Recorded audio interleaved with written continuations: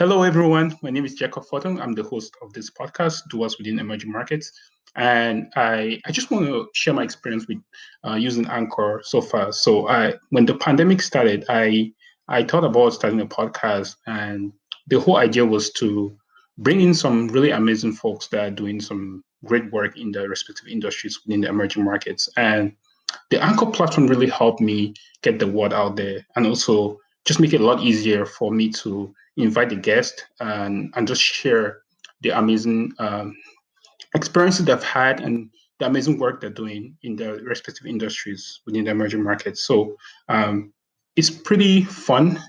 You don't even worry about the technical part of making a podcast. You actually just focus more on the content. And Anchor has done it really well for me. So I will highly encourage anybody who is trying to start a podcast to try to use just check out Anchor, and I think you won't regret it. I'm not a technical person, but if you listen to these episodes that I've been publishing so far, it seems like I know the technical part of it, but Anchor helps you take care of the technical part, and you just focus on the content. So feel free to check it out. I highly encourage. You won't regret it, and it's right there. You don't pay anything. So in times like this, I think starting a podcast and getting the word out there, irrespective of what you're doing, will be a really great experience. So thank you guys for listening to my episodes. Please check out Anchor, and you will have a great time. So cheers, guys, and see you guys next episode.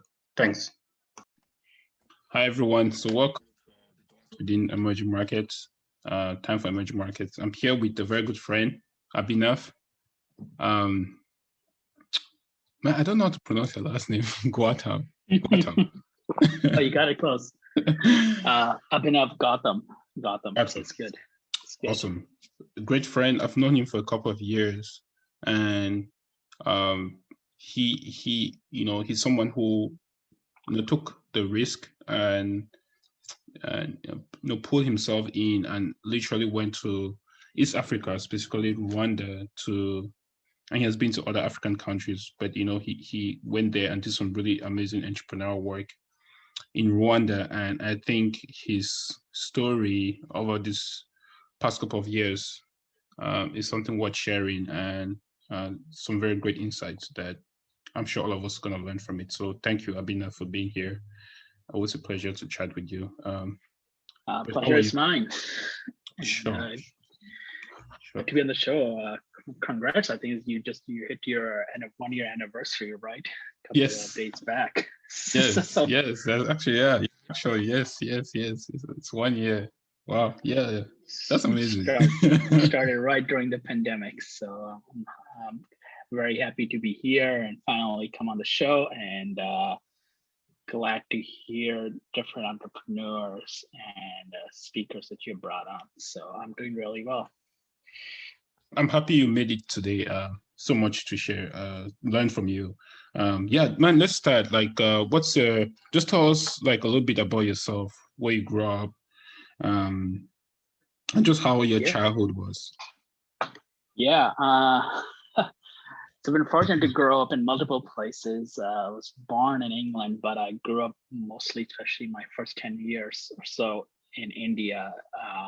Small town compared to Indian towns, but Varanasi or Banaras, it's a town of 1 million plus. But I grew up in there, and then my family immigrated to the United States, and so I was in Pittsburgh for a couple of years, and then mostly grew up in Rhode Island and Boston. So East Coast, US. Childhood was always great, no complaining.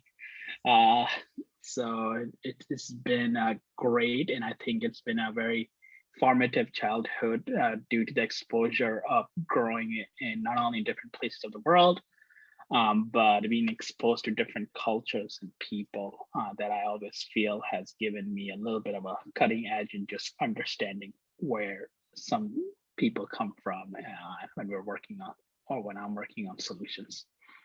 Yeah, that's cool. And just, I didn't know you stayed in Pittsburgh. That could have been. Yeah.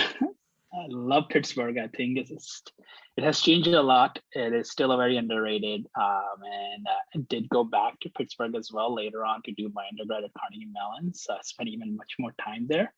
But I always loved Pittsburgh. And I think just to come as a kid, as a teenager, almost, it's a great city just to be exposed to, especially for someone like me who are more interested in science and technology and math, and the city is just offer. And it's a beautiful city. It's we have the most number of bridges in the world, I think, right after Venice. So please check out if you have not been there yet. Check it out, man. I mean, going now into Carnegie Mellon, one is a very reputable school. How was it like there, and how did that shape you? What were some of the things you took out, lessons learned in your? Yeah, it's I think it's a reputable school because of just that. Not only that it's a tech powerhouse, but one of the great things I love about Carnegie Mellon, and why I think it was unique in that perspective, was that it's a very interdisciplinary school. So only though a lot of people just know it for engineering or computer science, we have some of the best architecture, drama, design schools around the world. So I think that was one of the great opportunity, was just that being this university, given though it is an expensive university, but it comes with its benefits of having access for you to go and try out different things. So that was also the first time I had jumped into my entrepreneurship, or where I caught my bug, right? So I ended my freshman first semester, won a pitch competition, and that's when I started working on my first company. And I know it's completely different now. I know like 5-year-olds are launching companies and launching their IPOs, raising Series A or whatnot. But still back in the day, I think, I was still on the front edge of where a lot of internet tech stuff was popping up. So it was great in the sense that you had access to not only smart faculty and often people who were the domain leaders in different technology, right? I mean, for example, like these days, everybody's talking about machine learning and AI, but a lot of machine learning initial stuff came out of Carnegie Mellon that was happening right when I was there. So you could see what we're discussing today being taught about just a decade back in some of the presentations or symposium. But also just that people came from different backgrounds. So you really got to work with diverse group of peers, whether it was in extracurricular activities or group projects. So that I think just gave me a further, more of a global perspective, and also just to not only work with smart or nerdy people, but being exposed to their other different hobbies or point of perspective that was often lacking in some of those in my earlier schools. That's amazing. Yeah, I think most I worked with one entrepreneur that went to Carnegie Mellon, very smart guy, built this company called Bridge for Billions. And he mentioned the same thing about, he really loved the school, Carnegie Mellon. So yeah, let's kind of go more into what really convinced you, or I guess what led you to doing entrepreneurial ventures. And you mentioned in university at Carnegie you did some. Yeah. I guess it's been a bug, right? Entrepreneurship bug. No, to me, I was thanks to my education and thanks to my parents, I was always good at math and engineering and kind of like technical things.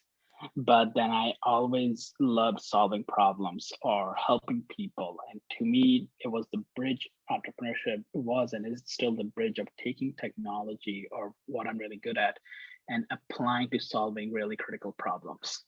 So I think that to me, it is still the draw-in factor is that it's a platform where you can take multiple skills, and that's where I was also being exposed to, is like interdisciplinary skills and combine that together into something really, whether it's a product or service that can make somewhat of an impact on somebody's life and improve their life in one manner. So I think that's entrepreneurship is the best way to kind of implement or strive for those goals. Now, given it is not as easy as it's said, right? So everybody knows, or a lot of people who have gone through this journey would know that. But yeah, I think that's what drew me in, is that I didn't necessarily need to, work for a company or work for a big corporations. But seeing how you can start something small, and you may not reach a billion people, but you can still reach 1,000 people, 1,000 people, and still make somewhat of a significant impact. For sure. Well, thanks for sharing that. And just towards that, I mean, I know, before that, like, once you did that entrepreneurial drive or the entrepreneurial move that you did in Carnegie Mellon, what happened between then, at that time, and when you decided you want to go to Africa? What happened? What was the... Yeah, a lot happened. Looking back, a lot of failures happened. A lot of burnouts happened. Right, I burned out of my first company, and I actually failed it, and then I failed a couple other companies after that. So I think there's a lot of lessons from that. But at the same time, I think Carnegie Mellon has been the bridge to kind of, for me, entering Africa a little bit as well. I had gone to Ethiopia in 2013, I believe, or 2014 of summer. It was my first time on the continent. But following that year in 2015 summer, we ran a program in Carnegie Mellon called Project Rwanda. And since we have had a campus now almost for a decade in Rwanda, sister campus for graduate programs, students at Carnegie Mellon, we ran a program for Project Rwanda where we would take a dozen or so students from Pittsburgh campus and our Doha campus and bring them to Rwanda for 2 weeks and do kind of like technical workshops. Or one summer we were teaching how to code to young elementary school students. So that was the first time I entered Rwanda, and at the same time with another partner, I was running a company that focused on water purification. So after that program ended, the rest of our team flew back to United States, and then my partner and I stayed there for the rest of the summer doing a little bit of pilot testing and more of on-ground interviews. So I was fortunate to kind of travel most of Rwanda and just fell in love, I think, in the sense that not only it's very beautiful, safe, the weather's great, there's no snow, but the people are really friendly and happy and approachable in the sense, right? I had been fortunate to travel a little bit before that around the world, but it was Rwanda. What allowed me was that it was really not in your face kind of country, even though they have one of the highest density of populations, but being a country with 1,000 hills, parts of the country doesn't really feel like that there's too many people. So it gave me an exposure to just see how things are. And again, growing up mostly in Western or US education system, nobody does a good job of painting what it's like in Africa, right? Even Western media, most of the world media, you don't really know what's happening there or what the places are like. And to me, when getting there, I didn't really know what to expect. I wasn't going to be surprised because I had traveled a lot. But then what I got out of it was that there's just, it's a young country. It's a young, vibrant country. The population is mostly young due to a little bit of the history, but just that, more young people of my age, under 30, are making significant populations. It creates an environment where things are just starting out, or as people call it, right, it's a frontier market, or things are just about to happening. And to me, like somebody who loves building startups or starting startups, that's like the most exciting time to be at and explore. So that drew me up. And then that's how about 3 years back, I was between startups. I was traveling a bit again, and then I had to decide what I wanted to do. And I was like, hey, I either want to go to Philippines or Rwanda to go start on some of the things I want to work in. And ended up just applying for one of the hackathons happening in Kigali. in August, and something with an agriculture problem that I heard about and I wanted to solve. Applied that, got into the program, and then about a week later, I was back on the ground in Kigali. So That's crazy. that was, yeah. I mean, we're going to talk about it. Just going back, when you arrived Rwanda your first time, what was like your first impression? I mean, beyond the nice weather and all that, what was? To my first impression was that it's really clean, like clean, in the sense that, especially in the Kigali, the city, right? It is that not only it's clean, but the roads are paved, is that you don't really see that much trash. Now, growing up mostly in India and the US, and I have traveled a lot of places in Asia, even Europe, or parts of even now Africa, the so-called developed world, or where big cities, you can be walking in New York and still see trash on the ground. That's often a rarity in Rwanda. So to me, that was fascinating. Not because it was an African country or it was Rwanda. It was fascinating to me see that there's part of the world that, people follow rules. People, if they have trash, they will throw it in the trash bin. And that's often very rare to see, even some of the cleanest places you go in the world.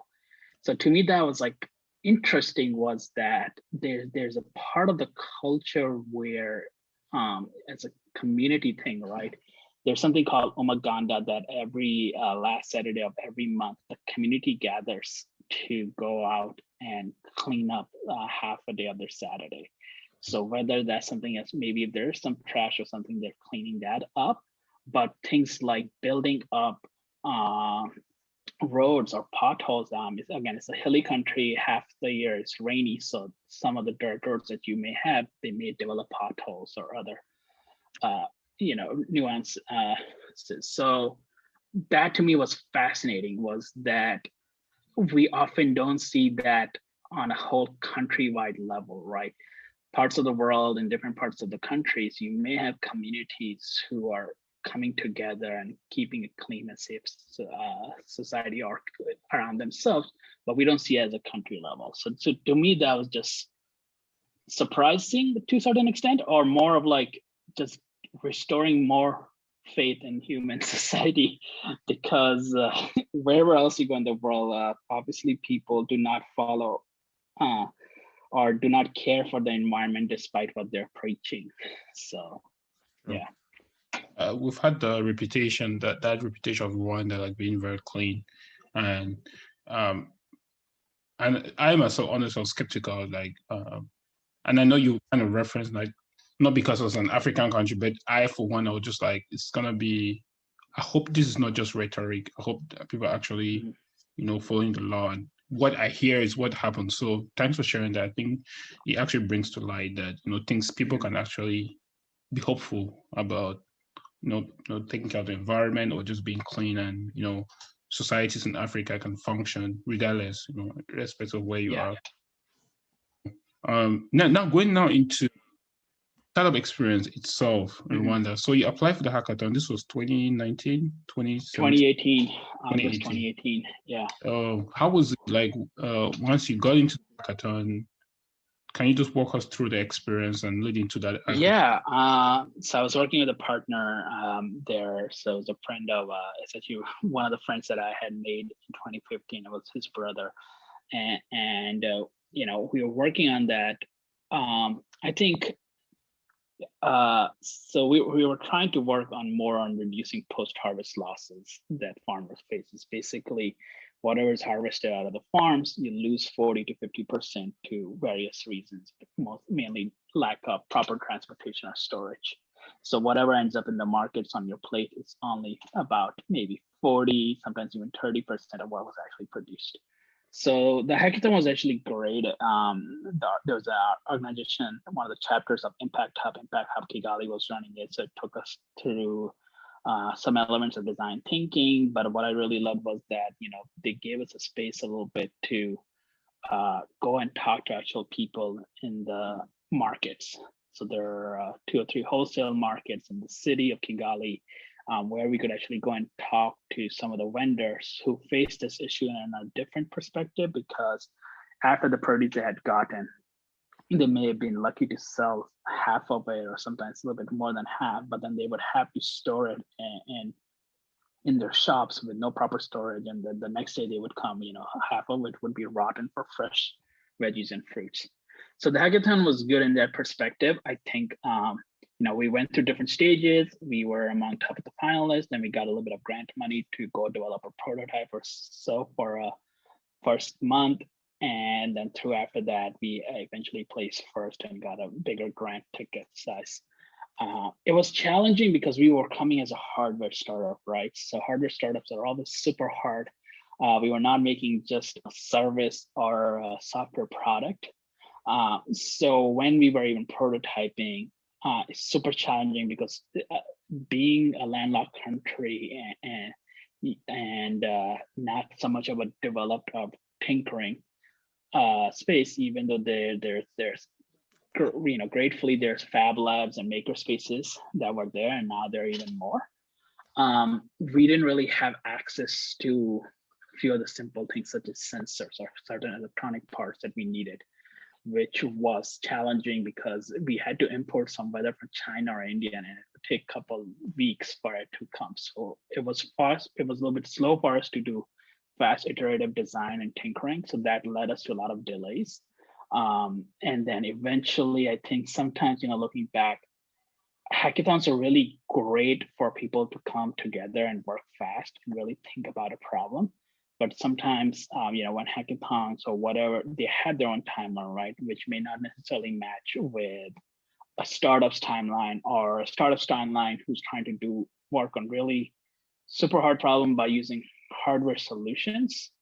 And again, maybe we shouldn't have been just working on hardware solutions, but if you're working with hardware solutions, it slows down the process of having fast, iterative design or changes. So those are the challenges. I think those challenges are still existing there, right? Especially when you look at something as like I had built my previous startup in Rwanda was also hardware, right? And we were working in Pittsburgh. It had its own set of challenges in terms of mechanically designing something, but whatever part we needed was either available to us.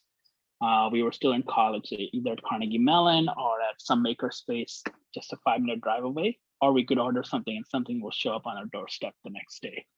But that's not the case, at least in Rwanda, and even today. There's a lot more maker spaces, and it is a little easier now for people to come and implement things. But when you're working on some sort of like deep tech or some very not something a little bit more complicated than beyond Arduinos or basic electronic parts, it becomes slightly challenging and gets very expensive to get those things into the country and having the ability to build fast. That's crazy.